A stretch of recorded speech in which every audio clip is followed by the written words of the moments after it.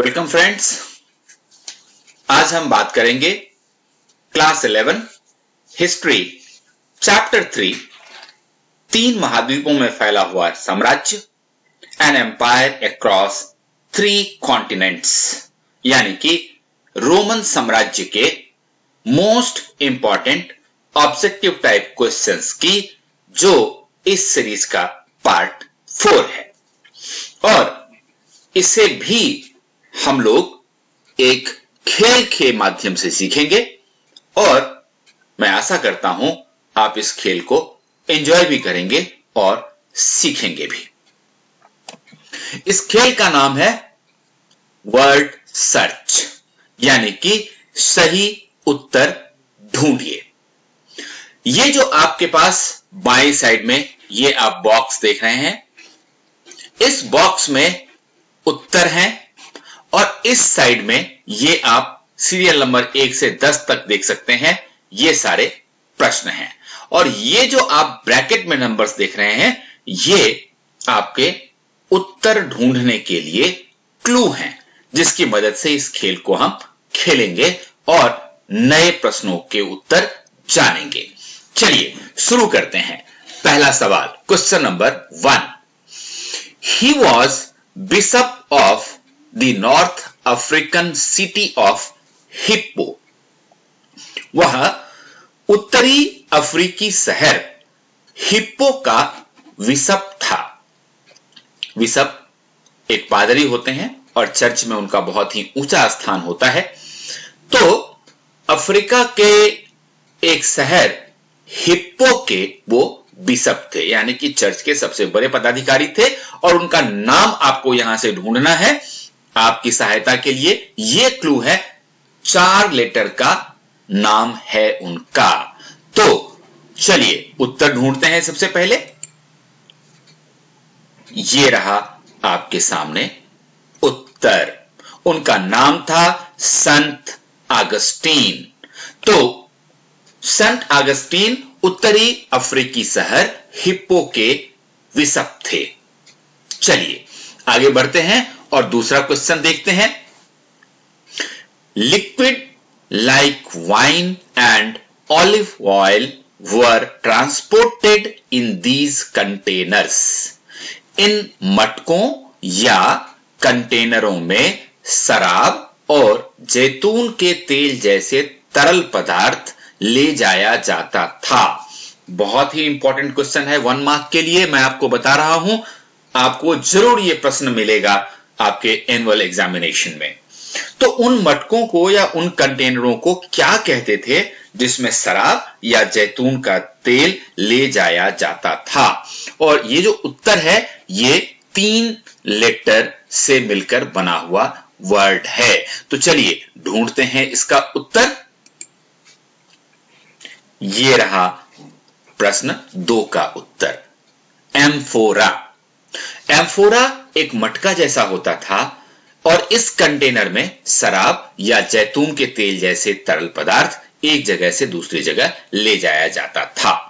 अब चलिए अब देखते हैं क्वेश्चन नंबर 3।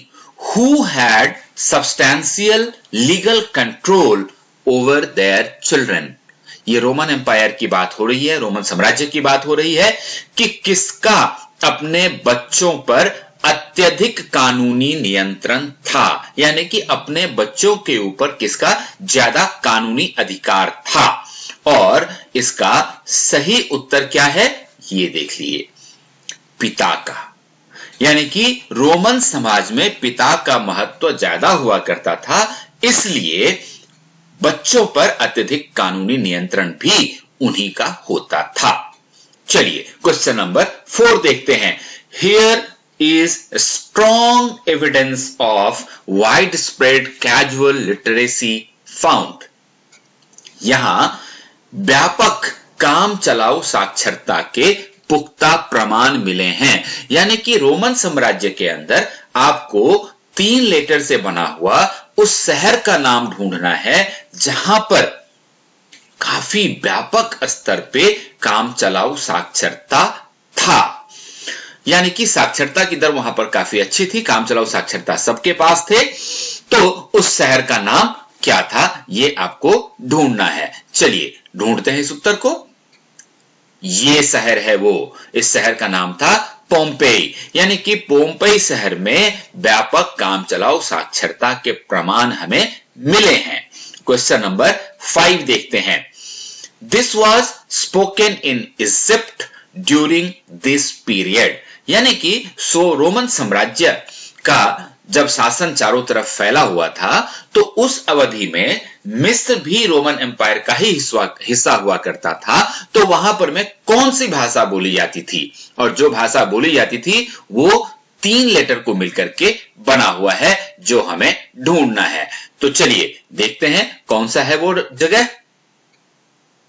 कॉप्टिक भाषा, यानी कि रोमन साम्राज्य के शासन के दौरान मिस्र में कॉप्टिक भाषा बोली जाती थी। क्वेश्चन नंबर 6 देखते हैं। This book was translated in Coptic language by the middle of the 3rd century. अब आपको यह पता लग चुका है कि कॉप्टिक भाषा मिस्र में बोली जाती थी और 3री शताब्दी के मध्य तक किस प्रसिद्ध पुस्तक का अनुवाद कॉप्टिक भाषा में हो चुका था, ये आपको ढूंढना है। और मैं आपको क्लू दे दूं कि ये 4 लेटर से बना हुआ शब्द है। चलिए ढूंढते हैं इसका उत्तर। ये रहा उत्तर, बाइबल, यानी कि 3री शताब्दी के मध्य तक बाइबल का अनुवाद कॉप्टिक भाषा में हो चुका था।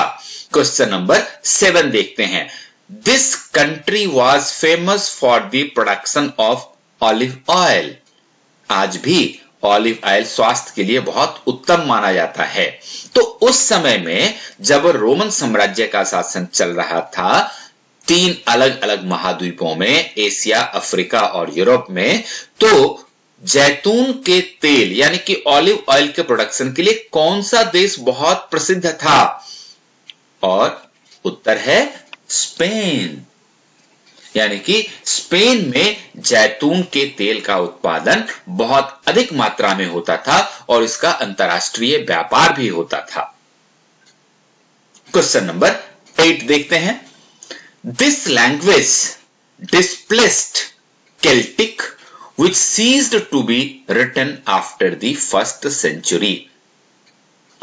इस भाषा ने केल्टिक को विस्थापित कर दिया जो 1ली शताब्दी के बाद लिखा जाना बंद हो गया। कहने का मतलब केल्टिक एक भाषा थी जिसका अपना एक स्क्रिप्ट हुआ करता था, लेकिन एक नई भाषा के विस्तार के बाद केल्टिक भाषा पूरी तरह से खत्म हो गई और 1ली शताब्दी के बाद अब इसका स्क्रिप्ट भी खत्म हो गया। तो किस भाषा ने केल्टिक को अपनी जगह से हटा दिया, यह आपको ढूंढना है। और इसमें इस वर्ड में 3 लेटर हैं। चलिए ढूंढते हैं इसका उत्तर। यह है उसका उत्तर, लैटिन, यानी कि लैटिन भाषा के विकास के बाद केल्टिक भाषा पूरी तरह से खत्म हो गई। चलिए क्वेश्चन नंबर 9 देखते हैं। The best kinds of wine came from which city, यानी कि रोमन साम्राज्य में सबसे अच्छे किस्म की जो शराब बनती थी वह किस शहर से आती थी, उस शहर का नाम आपको ढूंढना है जो 4 लेटर से मिलकर बना हुआ है। चलिए ढूंढते हैं। कैंपेनिया। कैंपेनिया उस शहर का नाम था जहां पर सबसे बेस्ट क्वालिटी की वाइन बनती थी। और आज के खेल का अंतिम प्रश्न, question number 10। This city was densely cultivated in the Roman Empire. आपको उस शहर का नाम बताना है जहां पर गहन कृषि की जाती थी, यानी कि वहां जो कृषि योग्य जमीन उपलब्ध था उसमें हर जगह खेती की जाती थी। और उस शहर का नाम 3 लेटर से मिलकर बना हुआ है। तो उस शहर का नाम क्या था, आइए ढूंढते हैं। उस शहर का नाम था गैलीली, यानी कि गैलिली शहर में जो रोमन साम्राज्य का एक बहुत ही महत्वपूर्ण शहर हुआ करता था, वहां पर गहन कृषि की जाती थी। तो दोस्तों, मैं ऐसा करता हूं कि इन 10 प्रश्नों को आपने बहुत अच्छी तरह से सीख लिया होगा। अगर आपने इस चैनल को अब तक सब्सक्राइब नहीं किया है तो कर लीजिए, क्योंकि ऐसी बहुत सारी वीडियोस फ्यूचर में आपके पास आएंगी जो आपकी तैयारी को और भी पुख्ता करेंगी और आप अच्छा नंबर ले पाएंगे। ऑल द बेस्ट दोस्तों।